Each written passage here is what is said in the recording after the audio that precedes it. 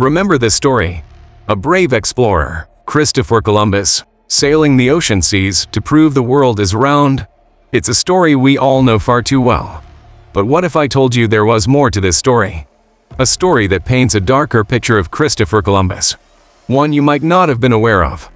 Today, we're taking a journey back in time, diving deeper beyond the textbook tales, into the real story of Christopher Columbus and his voyage to the Americas. Let's get into it. The narrative surrounding Christopher Columbus has evolved over time, but traditionally, in many American schools, his story has been presented in a somewhat simplified and positive light. Columbus is portrayed as a brave explorer who believed the world was round, while others believed it was flat, and set out to find a new route to Asia by sailing west. His discovery of the Americas in 1492 is celebrated as a significant milestone in world history. Columbus's voyages are credited with opening up the Americas to European exploration, leading to cultural exchange, the sharing of goods, as well as the eventual founding of the United States. Many students are taught about Columbus Day, which is celebrated on the second Monday of October in the United States. This holiday commemorates Columbus's landing in the New World. However, this story is not entirely true. Europe in the late 15th century was in a frenzy for spices and riches from the east. But overland routes were treacherous and controlled by the Ottoman Empire. You would charge high rates or seize control over any resources passing through their territory. Therefore, sea was the next best bet. Driven by ambitions of wealth and renown, Columbus secured Spanish royal backing for an expedition to find a direct route to Asia, bypassing the Ottomans altogether.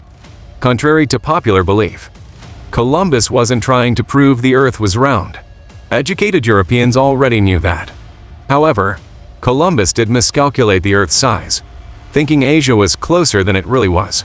Soon after receiving his backing, Columbus set sail with 3 ships, looking to chart a course to the riches of the East. Unfortunately, age eluded Columbus. Instead, finding islands teeming with life and cultures unknown to Europeans. Cultures like the Taino and others. However, this encounter was neither simple nor celebratory. While the Taino may have been welcoming, Columbus and his fellow Spanish conquistadors had different motives in mind. Motives involving domination, gold, and glory. But before we dive into this story, let's talk about how life was prior to Christopher Columbus' arrival.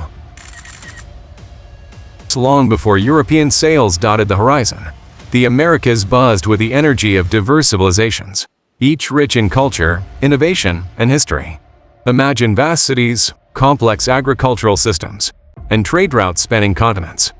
This wasn't a wilderness, it was a tapestry of human achievement. For example, in Mesoamerica, the Maya built towering pyramids and developed a detailed calendar system. They excelled in mathematics and astronomy, their glyphs telling tales of kings, gods, and everyday life. Further west, the Aztecs established Tenochtitlan, in present-day Mexico City. A marvel of engineering, it was a Venice of the New World, with canals, chinampas or floating gardens, and grand temples. Down in the Andes, the Inca Empire reigned. Their vast road network, the Capacnan, spanned over 25,000 miles, connecting and sustaining one of the largest empires in history. And in North America, diversity was the defining feature. From the nomadic tribes of the Great Plains, like the Sioux and Cheyenne, who followed bison herds, to the Iroquois Confederacy in the Northeast, known for its sophisticated governance system and democratic confederation. Trade was the lifeblood of these civilizations. From turquoise mined in the Southwest, traveling as far as the Yucatan Peninsula, to obsidian used for tools and weapons being exchanged across vast distances. The pre-Columbian Americas were interconnected in ways many don't realize. Oral traditions, ceremonies, and dances weren't just entertainment. They were the thread that wove communities together, passing down knowledge, history, and values. Unfortunately, this would change once Columbus and the Spanish started taking over. One of the first indigenous groups Columbus encountered, the Taino, were a subgroup of the Arawakan, who inhabited the Caribbean islands. They lived against a backdrop of sun-kissed islands, azure waters, and lush green forests. They carved out a thriving civilization, using the bounty of both land and sea. The Taino were adept at farming, fishing, and hunting. They also mastered the art of crafting canoes, called canoas, from single tree trunks, which they used for fishing and inter-island travel. However, their harmonious existence was disrupted abruptly with the arrival of Columbus in 1492. At first, curiosity reigned. Gifts were exchanged, new foods tasted, and stories shared. Soon after, violence, forced labor, and enslavement became the grim realities for the Taino and other indigenous groups. Many Spanish colonizers took indigenous women as slaves, often subjecting them to all types of abuse. Columbus himself is noted in various accounts to have given indigenous women to his men. There were also accounts of Columbus being fixated on collecting gold. And to facilitate this, native residents who lived in areas with gold deposits were often given quotas to meet. And as a brutal means of enforcing these quotas and punishing those who did not meet them, Spanish soldiers would sometimes violently remove the hands of Taino people and tie them around their necks, forcing them to return to their villages as a grisly warning to others. This grotesque practice led to widespread fear and, combined with other abuses, had a devastating impact on the indigenous population. Some even resulted in taking their own lives to escape the torment. There are also accounts about Columbus and his men unleashing attack dogs on the natives. These dogs were trained to kill and would be used to intimidate anyone who resisted them. The dogs would sometimes be used just for their own entertainment. And then there were diseases.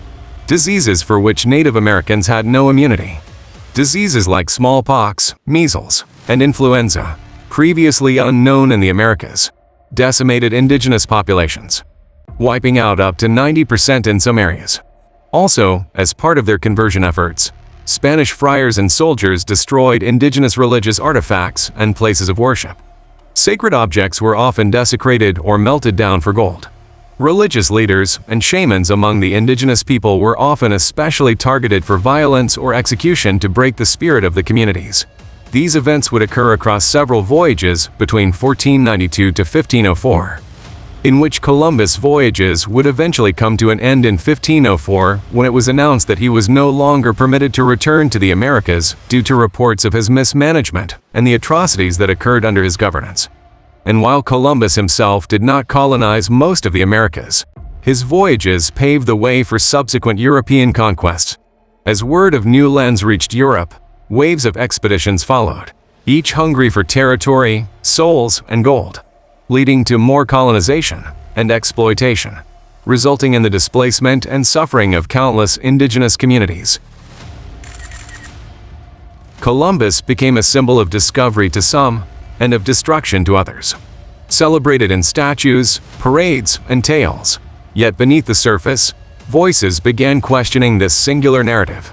But in spite of the dark truth behind Christopher Columbus' arrival, there has been a push in recent years for many educational settings to provide a more nuanced and accurate portrayal of Columbus. This includes discussing the negative consequences of his voyages for indigenous people and offering a more critical examination of his actions. Some states have gone as far as to no longer recognize Columbus Day as a day of celebration. South Dakota does not recognize Columbus Day. Instead, since 1990, it has celebrated Native American Day on the second Monday of October. The state of Hawaii does not observe Columbus Day. Instead, it celebrates Discoverers Day on the same date, which honors the Polynesian navigators who discovered the Hawaiian Islands.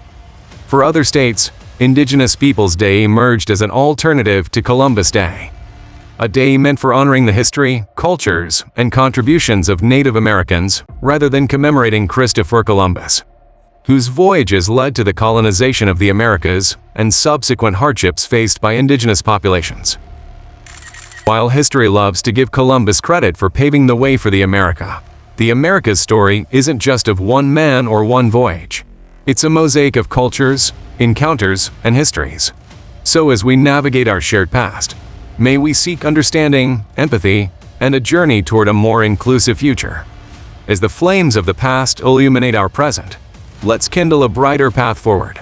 A path where every voice is heard, every story is honored, and where respect and understanding burn brighter. So what are your thoughts on Christopher Columbus? Leave a comment down below. And if you enjoyed this video, please hit the like and subscribe buttons to stay up to date on our latest video releases.